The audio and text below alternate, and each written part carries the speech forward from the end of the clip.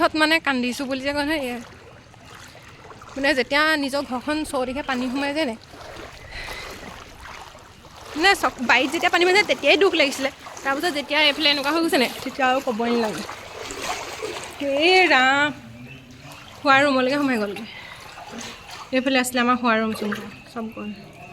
কাৰণ আমি ঘৰৰ পৰা ওলাই দিবলৈ মেইন কাৰণটো হৈছে আমাৰ মুখৰ আগতে নৈ আছে হয়নে আকৌ টুল এখন লৈ যাব লাগিছিলে আমাৰ মালে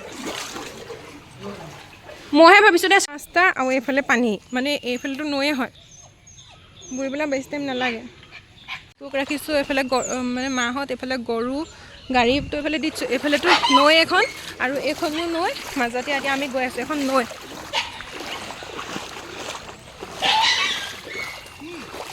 তোকো ৰাখিবি দেই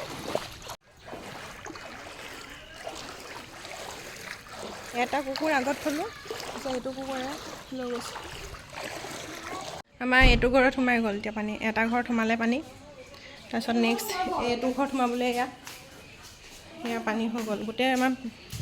তল ফ্ল'ৰ গোটেইখিনি আহি গ'ল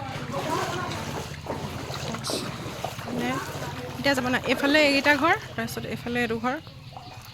বস্তুখিনি ল'লে মাহঁতে বেয়া লাগিছে আমাৰ মটৰ চটৰবোৰ খুলিব নোৱাৰিলোঁ কিয় আমি কি এইটো মটৰটো অকণমান হৈ গৈছে ভৰিত ধৰিছে নি মা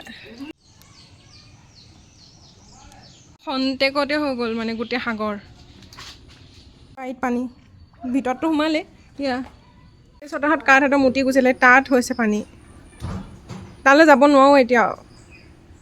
নাযাওঁগৈ একদম সেইফালৰ পৰা পানীটো গোটেইটো সোমাই এইফালে বুৰি গুচি গ'ল